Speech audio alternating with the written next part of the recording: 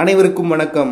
உலகில் இணையதள சேவை வழங்கப்பட முடியாத தொலைதூர பகுதிகளுக்கு எலான் மஸ்கின் ஸ்டார்லிங்க் செயற்கைக்கோள் இணையதள சேவையை வழங்கி வருகிறது. இருப்பினும் இது சீன நாட்டின் தகவல்களை திருட முயன்றால் லேசர் துப்பாக்கி மூலம் அதை சுட்டு வீழ்த்த அந்நாட்டு ராணுவம் தயாராக இருப்பதாக தகவல்கள் வெளியாகியுள்ளன. உலகின் மிகப்பெரிய பணக்காரர் Elon Musk Tesla, X social media உள்ளிட்ட நிறுவனங்களை இவர் நடத்தி வருகிறார். டெஸ்லாவின் துணை நிறுவனமாக ஸ்டார்லிங்க் இருக்கிறது. இன்டர்நெட் இணைப்பு வழங்க முடியாத இடங்களில் அதை வழங்குவதே இதன் நோக்கமாகும். இதுவரை 70 நாடுகளில் ரிமோட் ஏரியாக்கள் எனப்படும் தொலைதூர கிராமங்களில் இணைய சேவையை இது வழங்கி வருகிறது. இதனை உலகம் முழுவதும் விரிவுபடுத்த ஸ்டார்லிங்க் முயன்று வருகிறது. சமீபத்தில் கூட இந்தோனேசியாவில் ஸ்டார்லிங்க் இணைய சேவையை வழங்கியிருந்தது. இப்படி இருக்கையில் சீனாவில் உள்ள நீர்மூழ்கி கப்பல் மூலம் இந்த ஸ்டார்லிங்க் செயற்கைக்கோள் அளிக்கப்பட வாய்ப்பு இருக்கிறது என்று தகவல்கள் வெளியாகியுள்ளன. அதாவது சீனாவின் ரகசியங்களை இந்த செயற்கைக்கோள் திருடும் பட்சத்தில் அல்லது சீனாவை இந்த செயற்கைக்கோள் சட்டவிரோதமாக கண்காணிக்கும் நிலையில் அதை லேசர் துப்பாக்கிகள் மூலம் சீனா அழித்துவிடும் என்று சவுத் சைனா மார்னிங் போஸ்ட் தெரிவித்திருக்கிறது. அதில் தெரிவிக்கப்பட்டிருப்பதாவது, ஸ்டார்லிங்க் செயற்கைக்கோள் சீனாவுக்கு அச்சுறுத்தலாக இருக்கிறதா என்று தொடர்ந்து கண்காணிக்கப்பட்டு வருகிறது. அச்சுறுத்தலாக இருந்தால் அதை அழிக்க சீனா நீர்மூழ்கி கப்பலை தயாரித்து வருகிறது. நீர்மூழ்கி கப்பல்கள் அதிக அளவில் தயாரிக்கப்பட்டு ராணுவ அச்சுறுத்தல்கள் உள்ள பகுதிகளில் இவை நிலைநிறுத்தப்படுகின்றன. நீர்மூழ்கி கப்பலில் இருந்து ஏவுகணைகளை ஏவும் போது அது வெளிப்படையாக தெரிய வாய்ப்பிருக்கிறது. மட்டுமல்லாது அதை இடைமறித்து தாக்கவும் வாய்ப்பிருக்கிறது. எனவே இதற்கு மாறாக லேசர் துப்பாக்கிகள் பயன்படுத்தப்படுகின்றன. ஸ்டார்லிங்க் செயற்கைக்கோள் எண்ணிக்கையில் அதிகம். இதை அழிக்க ஏவுகணைகளையும் அதிக அளவில் பயன்படுத்த வேண்டும். ஆனால் லேசர் துப்பாக்கிகள் அப்படியல்ல. ஒரு சில துப்பாக்கிகளை கொண்டு மொத்த இலக்குகளையும் அழித்துவிட முடியும். தங்கள் எல்லைக்குள் செயற்கைக்கோள்கள் வரும் வரை நீர்மூழ்கி கப்பல்கள் காத்திருக்கும். வந்தவுடன் 1-2 மட்டும் அதை அழிக்கும் பணியில் ஈடுபடும். பின்னர் மற்ற கப்பல்கள் இந்த பணியில் ஈடுபடுத்தப்பட்டு அனைத்து செயற்கைக்கோள்களையும் சுட்டு வீழ்த்திவிடும் என்று கூறியுள்ளது. தற்போதைய நிலவரப்படி 6219 ஸ்டார்லிங்க் செயற்கைக்கோள்கள் பூமியின் சுற்றுப்பாதையில் உள்ளன. அவற்றில் 6146 செயல்பட்டு வருகின்றன என்பது குறிப்பிடத்தக்கது. அடுத்த செய்தி. பட்ஜெட்டில் பாதுகாப்பு அமைச்சகத்தின் மூலதன கையகப்படுத்தலுக்கு ரூபாய் 1.72 லட்சம் கோடி. இதில் மிகப்பெரிய பகுதி உள்நாட்டு தொழில்துறைக்கு செல்லும். இது 2022-2023 நிதியாண்டின் உண்மையான செலவில் இருந்து கணிசமான 20.33% அதிகரிப்பு மற்றும் நிதியாண்டு 2023-2024 திருத்தப்பட்ட ஒதுக்கீட்டில் இருந்து 9.40% உயர்வை குறிக்கிறது. ஆக மொத்தம் ரூபாய் 6.22 லட்சம் கோடி அமைச்சகத்திற்கு 5 மாதங்களுக்கு முன் இடைக்கால பட்ஜெட்டில் ஒதுக்கப்பட்டதை விட சற்று அதிகம். இந்த அதிகரித்த பட்ஜெட் தற்போதைய மற்றும் அடுத்த நிதியாண்டுகளின் குறிப்பிடத்தக்க கையகப்படுத்தல்கள் மூலம் முக்கியமான திறன் இடைவெளிகளை நிவர்த்தி செய்யும். மேம்படுத்தப்பட்ட பட்ஜெட் ஒதுக்கீடு திட்டமிடப்பட்ட மூலதன கையகப்படுத்தலுக்கான வருடாந்திர பண தேவையை பூர்த்தி செய்யும். இது ஆயுத படைகளுக்கு மேம்படுத்தப்பட்ட தொழில்நுட்பம், ஆயுதங்கள், போர் விமானங்கள், கப்பல்கள், நீர்மூழ்கி கப்பல்கள், தளங்கள், ஆளில்லா வான்வெளி வாகனங்கள், ட்ரோன்கள், சிறப்பு வாகனங்கள் மற்றும் பலவற்றை வழங்குவதை நோக்கமாக கொண்டது. நடப்பு நிதியாண்டில் பாதுகாப்பு அமைச்சகம் நவீனமயமாக்கல் பட்ஜெட்டில் 75% மொத்தமாக ரூபாய் 1,05,518.43 கோடியை உள்நாட்டு தொழில்களில் இருந்து கொள்முதல் செய்ய ஒதுக்கீடு செய்துள்ளது. அமைச்சகத்தின் கூற்றுப்படி இந்த ஒதுக்கீடு மொத்த உள்நாட்டு உற்பத்தியில் சாதகமான தாக்கத்தை ஏற்படுத்தும், வேலைவாய்ப்பை உருவாக்கும் மற்றும் மூலதன உற்பத்திக்கு பங்களித்து பொருளாதாரத்திற்கு ஊக்கமளிக்கும் என்று எதிர்பார்க்கப்படுகிறது. Su-30 MKI போர் விமானத்தின் திட்டமிடப்பட்ட நவீனமயமாக்கல், கூடுதல் விமானங்கள் கொள்முதல், தற்போதுள்ள MiG-29 கடற்படைக்கான இயந்திரங்களை பெறுதல் மற்றும் போக்குவரத்து விமானங்கள் C-295 மற்றும் LCA MK-1A போர் விமானங்களை வாங்குதல் ஆகியவை பட்ஜெட்டில் இருந்து நிதியளிக்கப்படும்.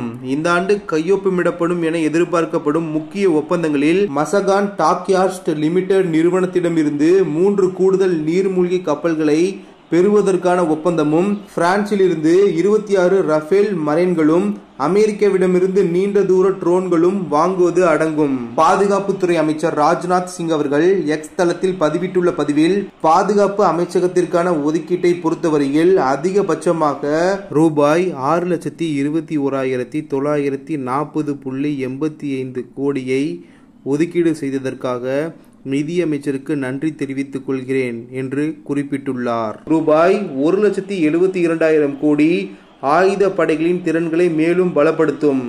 இது மொத்த உள்நாட்டு உற்பத்தி, வேலைவாய்ப்பு உருவாக்கம் மற்றும் மூலதன உருவாக்கம் ஆகியவற்றில் பல மடங்கு விளைவை ஏற்படுத்தும்.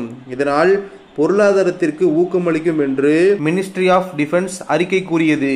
முதன்மை திட்டங்களுக்கான ஒதுக்கீடுகளும் கணிசமாக உயர்த்தப்பட்டுள்ளன.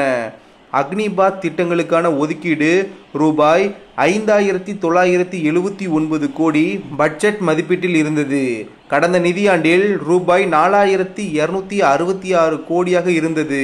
இடைக்கால பட்ஜெட்டின் போது பாதுகாப்பு அமைச்சகத்திற்கு ஒதுக்கப்பட்ட ஒதுக்கீட்டை பராமரிக்கும் அதே வேளையில் ஐடிஇஎக்ஸ் திட்டத்தின் மூலம் ஏசிங் டெவலப்மெண்ட் ஆஃப் இன்னோவேட்டிவ் டெக்னாலஜிஸ் திட்டத்தின் மூலம் பாதுகாப்பில் புதுமைக்காக கூடுதலாக ரூபாய் 400 கோடியை அரசாங்கம் ஒதுக்கியுள்ளது. அதிதி திட்டம் இந்திய ராணுவத்திற்கான தொழில்நுட்ப தீர்வுகளை உருவாக்க ஸ்டார்ட் அப்கள், எம்எஸ்எம்இக்கள் மற்றும் கண்டுபிடிப்பாளர்களுடன் ஈடுபடுவதை நோக்கமாக கொண்டுள்ளது. இந்த திட்டத்தின் கீழ் தற்போதுள்ள ஐடிஇஎக்ஸ் வழிகாட்டுதலின்படி ஒரு விண்ணப்பதாரருக்கு ரூபாய் 25 கோடி என்ற மேம்படுத்தப்பட்ட வரம்புடன் தயாரிப்பு மேம்பாட்டு பட்ஜெட்டில் 50% வரை மானியம் வழங்கப்படும்.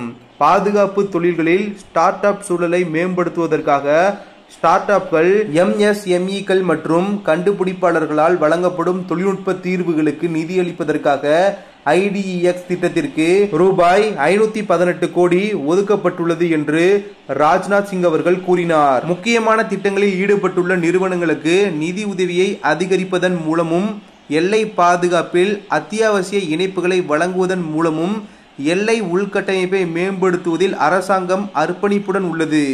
2024-2025 பட்ஜெட்டில் எல்லை சாலைகள் அமைப்புகளுக்கு மூலதனத்திற்காக ரூபாய் 6,500 கோடி கிடைக்கும். முந்தைய நிதியாண்டில் இருந்து 30% அதிகரிப்பு மற்றும் 2 ஆண்டுகளுக்கு முன்பு இருந்ததை விட 160% அதிகரிப்பு. நிதியில் இந்த குறிப்பிடத்தக்க அதிகரிப்பு எல்லை பகுதிகளில் உள்கட்டமைப்பு வளர்ச்சியின் வேகத்தை துரிதப்படுத்தும். இந்த அதிகரித்த நிதி ஒதுக்கீடு எல்லை பகுதிகளில் உள்கட்டமைப்பு மேம்பாட்டிற்கு துணை புரியும் மற்றும் பிராந்தியத்தில் சமூக பொருளாதார வளர்ச்சியை அதிகரிக்கும். நியோமா விமான தளத்தை மேம்படுத்துதல், அந்தமான் மற்றும் நிக்கோபார் தீவுகளில் பாலங்கள் கட்டுதல், இமாச்சல் பிரதேசம் மற்றும் அருணாச்சல பிரதேசத்தில் சுரங்கப்பாதைகள் அமைத்தல் போன்ற திட்டங்களுக்கு அரசாங்கம் நிதி ஒதுக்கீடு செய்துள்ளது. அடுத்த செய்தி, ரஷ்ய படைகள் யார்ஸ் மொபைல் அணு ஏவுகணைகளை உள்ளடக்கிய பயிற்சிகளை நடத்தி வருகின்றன. ரஷ்ய ஊடகங்கள் நேற்று செய்தி வெளியிட்டுள்ளன. இது ஒரு மாதத்திற்குள் 2வது பயிற்சியாக பார்க்கப்படுகிறது. மாஸ்கோவிற்கு கிழக்கே சுமார் 700 கிலோமீட்டர் தொலைவில் உள்ள வோல்கா நதி படுகையில் ஏவுகணை வாகன குழுவினர் 100 கிலோமீட்டருக்கு மேல் நகர்ந்து உருமறைப்பு மற்றும் வரிசைப்படுத்துதல் பயிற்சியில் ஈடுபட உள்ளனர் என்று இன்டர்ஃபேக்ஸ் செய்தி நிறுவனம் தெரிவித்துள்ளது. பயிற்சிகள் ஜூலை தொடக்கத்தில் குறைந்தது 2 வெவ்வேறு பிராந்தியங்களில் இதுபோன்ற பயிற்சிகளை பின்பற்றப்படுகின்றன. மேலும் ரஷ்ய நட்பு நாடான பெலாரஸுடன் தந்திரோபாய அணு ஆயுதங்களை நடத்துவதற்கான பயிற்சிகளை நடத்திய 2 மாதங்களுக்குள் நடைபெறுகிறது.